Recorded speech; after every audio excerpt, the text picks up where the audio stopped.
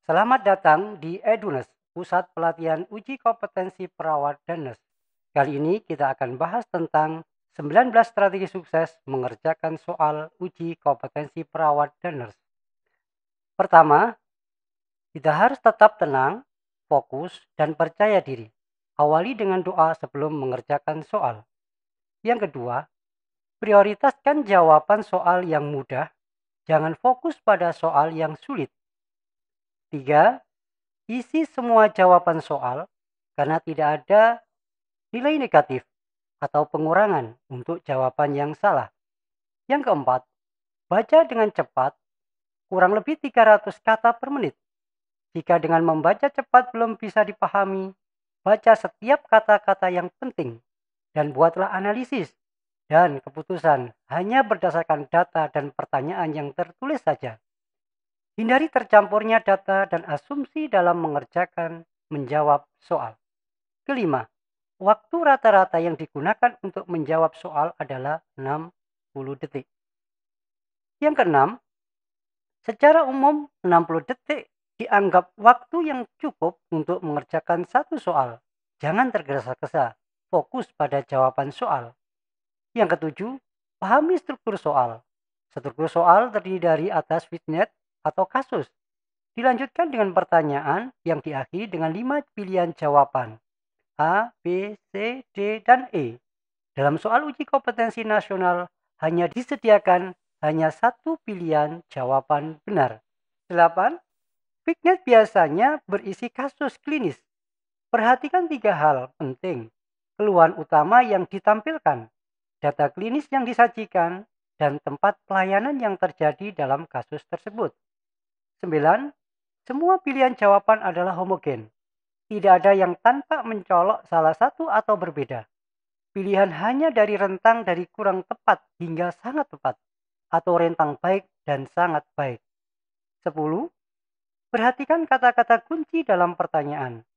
Kata-kata kunci ini adalah modal untuk fokus memilih jawaban yang semua tanpa benar. 11.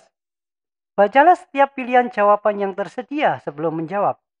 Fokuskan logika pada jawaban yang mungkin berdasarkan pada kata penting dalam vignette dan kata kunci pertanyaan. 12. Dasar pilihan jawaban disesuaikan dengan keadaan atau setting kasus dalam vignette. Ke-13, prinsip umum adalah sesuai dengan teori keperawatan, biopsikososial spiritual dari klien yang digambarkan di dalam vignette. 14.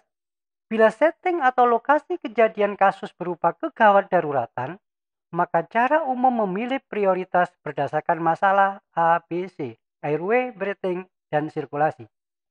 Perkecualian pendekatan ABC untuk algoritma bantuan hidup dasar, yaitu CABG, berdasarkan kategori triase yang berlaku, merah, kuning, atau hijau, atau masalah etnik keperawatan.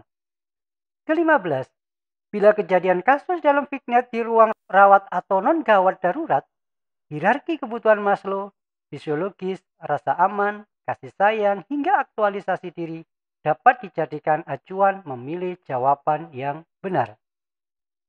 16. Prioritas utama atau terpenting misalnya adalah diagnosis, maka pilihan paling penting paling mengancam kehidupan. Ke-17, prioritas waktu, misalnya adalah tindakan, maka pilihlah sesuai dengan kata-kata kunci yang terdapat dalam pertanyaan. 18. Kasus komunitas, manajemen, etik, hukum, atau pengembangan profesionalisme tidak dapat menggunakan pendekatan kasus klinis, gawat darurat, atau ruang rawat. Pendekatan menggunakan logika umum. Dapat digunakan jika logika secara teoritis tidak dikuasai. Dan yang 19 terakhir, bacalah materi hingga selesai dari topik, subtopik, dan elemen hingga mengerti dan benar-benar paham. Bacalah buku sumber yang dimiliki untuk memahami topik atau sumber rujukan yang lain. Demikian 19 strategi kunci sukses mengerjakan soal uji kompetensi. Selamat belajar, sampai bertemu dengan materi berikutnya.